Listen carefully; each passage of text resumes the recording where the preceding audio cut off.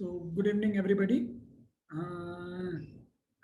am Dr. Pratik Parikh, and today we'll be talking on what are the modalities to evaluate liver fibrosis in NAFLD. The reason that this topic is selected is because whenever we talk about fatty liver or NAFLD, people just limit themselves to three things. One is getting an ultrasound, getting a LFT or an SGPT, and asking for a transient elastography. But in non-invasive evaluation or evaluation of fibrosis is there are other simple modalities and other modalities which we all need to know of, and how we can utilize these different modalities to the maximum benefit of our patients. So as we all know that NAFLD, and now there is some discussion on being changing the terminology to MAFLD or metabolic dysfunction associated fatty liver disease. Although the term changes, but the implications remain the same and the evaluation remains the same. So when we talk of NAFLD, usually the patients presents to us, how do they present actually? They are usually asymptomatic and majority are discovered by chance. They may complain of some fatigue or right upper quadrant pain, and most of the time it's an incidental finding when we find out an altered LFT or an incidental bright echotexture on a routine ultrasound or an incidental clinical hepatomegaly. Common scenarios is usually we get a routine health checkup done, and when we pick up these things, or as a part of insurance evaluation, we pick up these things. So as soon as we come across an AFLD patient, the pragmatic first steps that needs to be taken care of would be risk identification. So all patients need to be asked about the presence of diabetic, hypertension, dyslipidemia, also to look at their family history of any liver disease or liver cancer. The thing that needs to be inquired in all these patients is about alcohol intake and the presence of other liver disease. Once we get this history, then we evaluate by a complete liver function test, as well as we rule out other etiologies for altered liver functions. That includes autoimmune, ceruloplasmin, as well as viral markers. After that, a liver ultrasound is carried out. So this is the usual protocol most of us do follow. But here's the catch, like we decide whether the disease is active or not, or whether the patient is suffering or having any damage to the liver or not on the basis of enzymes. So we know that enzymes are not a good marker for assessing liver damage. So in NAFLD, so ALT can be normal in more than 50% of individuals with NASH and 80% of individual with NAFLD. ALT can be elevated in greater than 50% of individual in NAFLD without NASH. So in NAFLD, ALD is neither indicative nor predictive of NASH or fibrosis stage. And normal ALT does not preclude NASH or progressive disease. On the contrary, an elevated ALT cannot predict whether the patient is having NASH or fibrosis. So abnormal ALT actually would ask us to initiate workup for NAFLD, but it in itself is not a sensitive to confirm, rule out, or even characterize NAFLD. So liver enzymes should not be just targeted in patients with NAFLD. The other thing that we come across is patients come to us and tell us that they are having grade 2 fatty liver, grade 1 fatty liver, or grade 3 fatty liver on an ultrasound. So ultrasound can only pick up amount of steatosis. And even if it's grade 1, grade 2, or grade 3, it is not the level of the disease or the stage of the disease, but it is the level or amount of steatosis. So it just indicates whether there is fatty liver or not. It cannot help us determine whether there is steatohepatitis or cirrhosis. So an ultrasound and an SGPT level are in themselves are not useful in assessing the disease activity. And we all know that the fibrosis is the most important aspect of fatty liver disease. So if you look at this Praline study, where hepatic fibrosis associated with long-term outcome in patients with NAFLD, the median follow-up was more than 12 years. So whether the patient had NASH or no NASH, it didn't make much of a difference. The only thing that made difference was the presence or absence of fibrosis. So presence of fibrosis, irrespective of NASH or no NASH, had poor outcome as compared to absence of fibrosis. And as the fibrosis increases, the outcome deteriorates. So it is only the fibrosis stage is associated with overall mortality or the chances of developing liver-related complications. So whenever we come across a fatty liver patient or an NAFLD patient, what we should be concerned is assessing the fibrosis stage. But if we consider 25% of our population being affected by steatosis, less than 1% would be actually affected by advanced fibrosis. So we need to pick up this individual. And to pick up this type of individuals, the gold standard that has been officially been recommended previously was a liver biopsy. But we all know that liver biopsy is far from perfect. Liver biopsy is invasive, painful, expensive. It has its own morbidity. There is sampling variability, observer variability. So if we look at the sampling variability, two needle tracks have been shown on the right, and both would show different grades of fibrosis based on where the biopsy is taken. So liver biopsy, although recommended as a gold standard, it is not the best test. And also we can't ask 25% of our population to undergo liver biopsy. So we should be looking for something to tell us a fibrosis in a much better state in a safe manner. And for that, various non-invasive tests have been recommended. The non-invasive test can be either a clinical or a laboratory score or an imaging based modality. Clinical laboratory scores are patented or non-patented. The non-patented tests which are being used for assessing fibrosis is FIB-4 score, NAFLD fibrosis score, and EPRI index. All these three scores are not patented and are freely available, and they have been recommended to assess fibrosis. There are patented tests or proprietary tests. They are ELF test, NIS4, ADAPT, FibroSure, HipaSure, FibroTest are all the different patented tests. I'll talk about the elastography in a later part. So FIB-4, NAFLD and EPRI, they are very good negative predictive value and they are easily available. You don't need, if you go through the scoring system, you don't need various high-end tests to tell you to take this test. So just basic test would let us know, like age, platelet count, AST, ALT, albumin, all this would be helpful in assessing this non-patented test. And if we look at the recently published article where they have looked at the prognostic accuracy of FIB-4, NAFLD fibrosis score and EPRI index for NAFLD events in a systemic review, they have good correlation, good outcome for fibrosis as well as liver-related events. And they said that study concluded that they have demonstrated ability to risk stratify patients for liver-related morbidity and mortality with comparable performance to a liver biopsy. Though more studies are needed, but it seems to be a good modality. So FIB-4 has been officially recommended by American Association of Study of Liver Disease as useful in identifying patients with high likelihood of F3 or F4 fibrosis.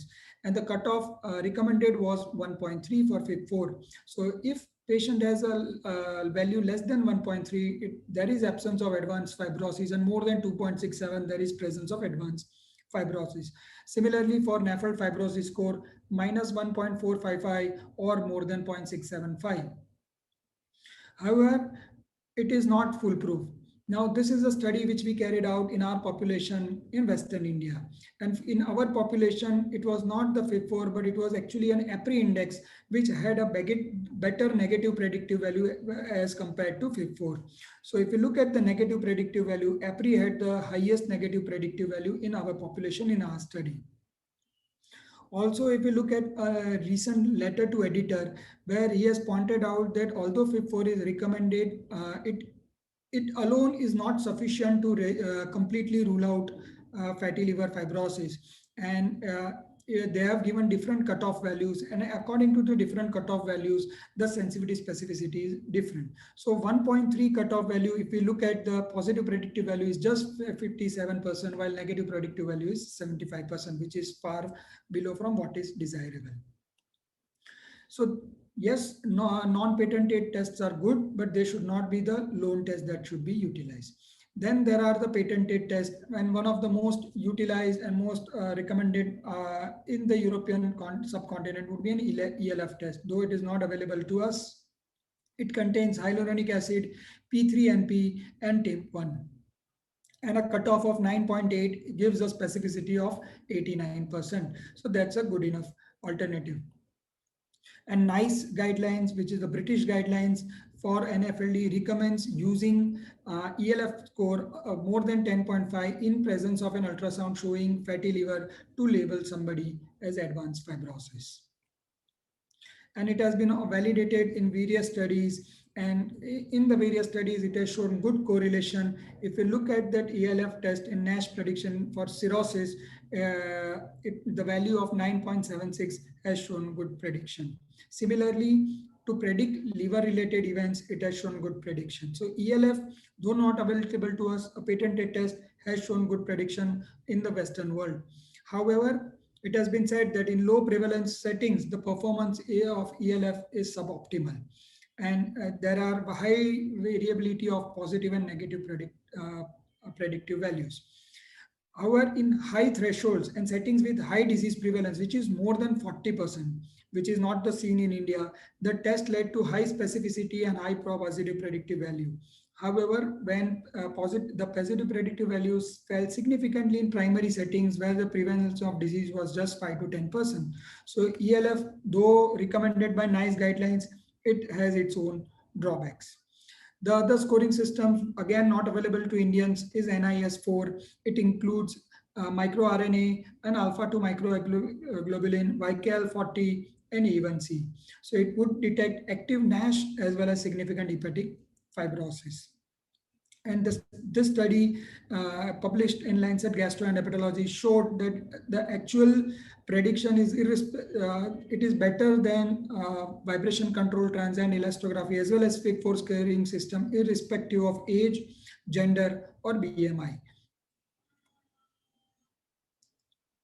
Coming to another score, which is an ADAPT Pro C3. Now, Pro C3 is a fibrosis marker, and it has been independently associated with advanced fibrosis.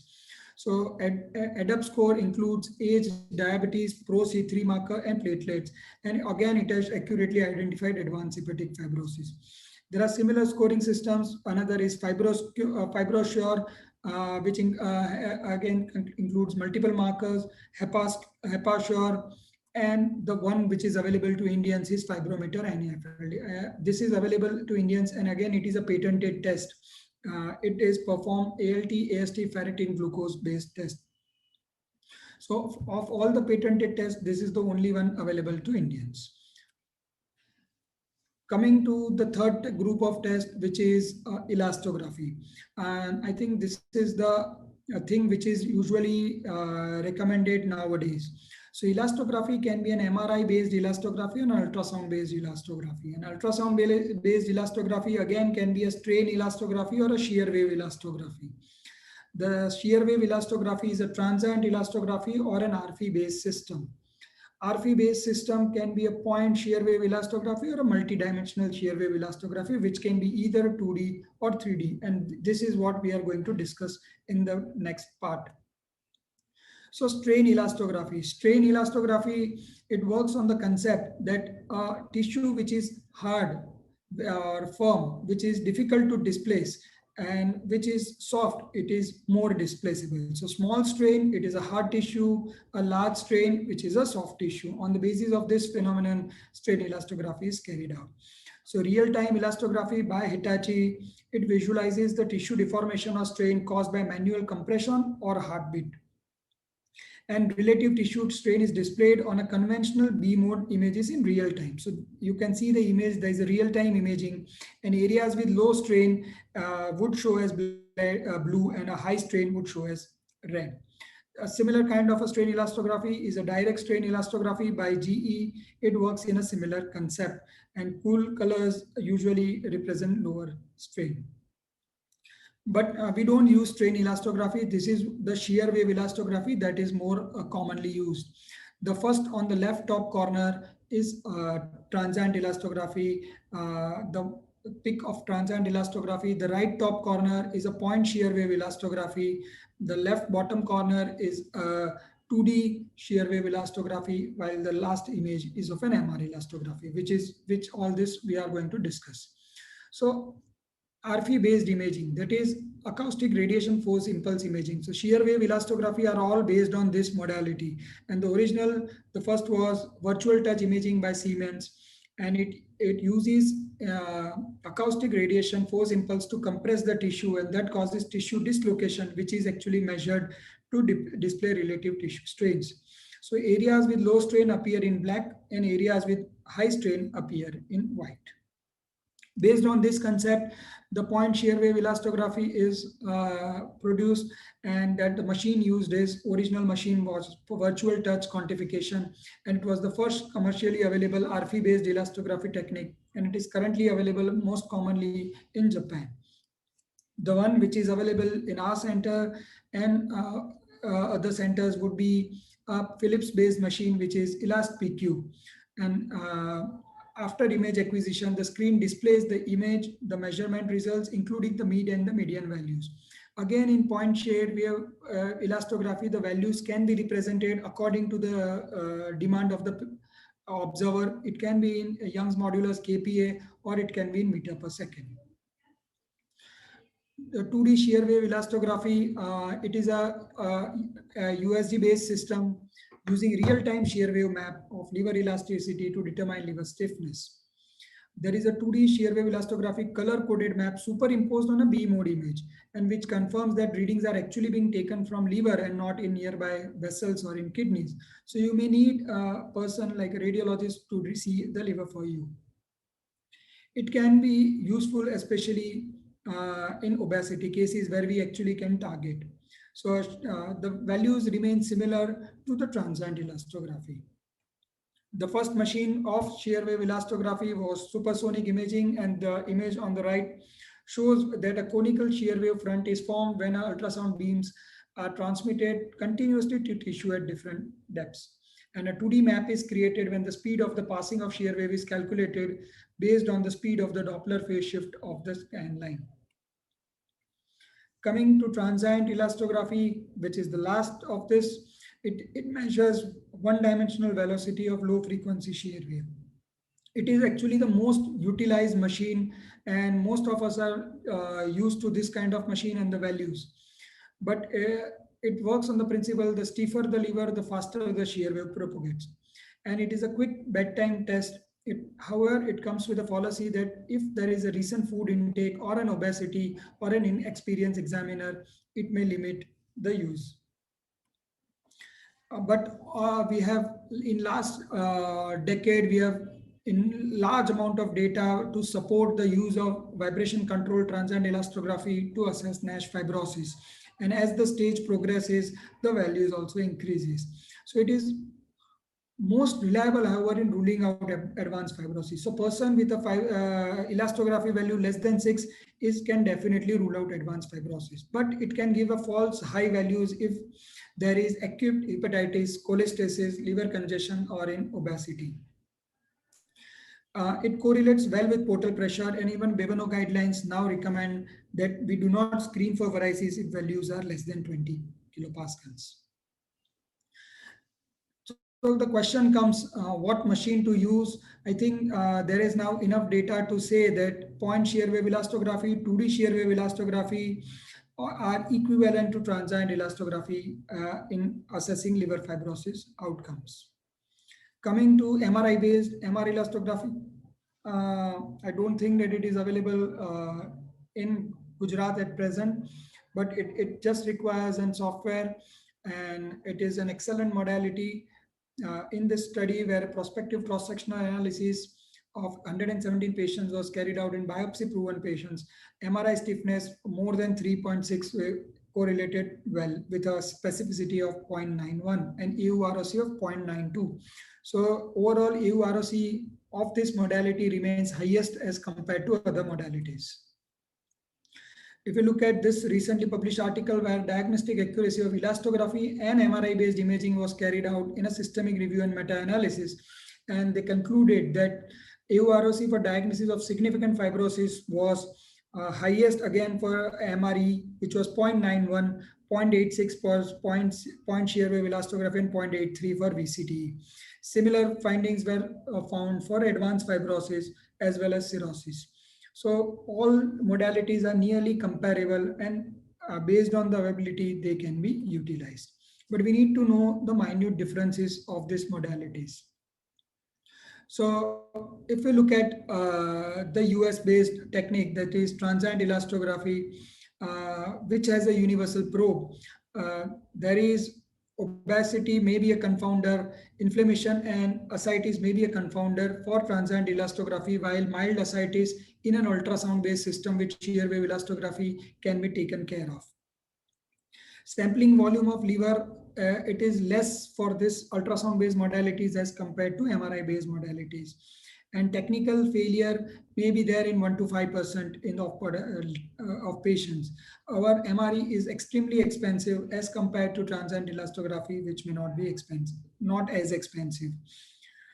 The fat accumulation or CAP or UAP guidance can be available for transient elastography as well as for MRE, but it is not available for shear wave elastography. And this transient elastography is recommended by all the guidelines worldwide for its use in assessing fibrosis, while MRE is recommended by ASLD. There is a combination method which is FAST, which is now being recently recommended, which includes the official terminology is FibroScan plus AST. That includes vibration control, transient elastography plus UAP plus AST. So that detects active NASH and significant hepatic fibrosis. So in a prospective multi-center study of patients undergoing liver biopsy for suspected NASH, FAST score based on fibrosis, steatosis, and inflammation to detect patients with active NASH and significant fibrosis was shown quite good. However, there is still a scope of indeterminate test. And if it is a non-invasive test, can be combined two tests, and that is nowadays the official recommended guideline. That you carry out one test, and when you carry out the second non-invasive test, the chances of getting an indeterminate results decreases. So the sequential use of NITs maintains the sensitivity specificity while enabling the classification of larger proportion of patients. So if you look at the sequential algorithms to detect advanced hepatic fibrosis due to NASH, on the baseline data from STELLAR trials, determine the performance of sequential combinations for diagnosing significant advanced fibrosis. Single tests had led to a 50% of indeterminate results, but when sequential tests were used, it led to only 24%. So 50% benefit was achieved. So if you look at the table where 5-4 was followed by an ELF panel or a FIB4 followed by a transient elastography seems to be the modality recommended. This I'm just putting it out that it is a recent publication where they have modeling the cost effectiveness of NAFLD risk stratification strategies in community settings. And if you look at F2 and F3 fibrosis, there are a lot of false positive by different modalities. For F3 fibrosis, especially FIB4 and NAFLD fibrosis score has significant false positive values. And so they have recommended that shear wave elastography based strategies were the most cost effective for diagnosing F2 fibrosis. And for F3 fibrosis, FIB4 followed by a shear wave elastography was the most cost effective and least costly strategy. So to conclude, we should not just limit ourselves to ultrasound and an SGPT level. We should be assessing fibrosis level. And fibrosis is not just a transient elastography, but there are multiple modalities available, and there are non-patented free or online calculators available which do not ask for any specific modalities. That should be the first line to be used, and after screening patients from that, we can progress to another modality, which may be a transient elastography or a shear wave elastography, which is available at your center.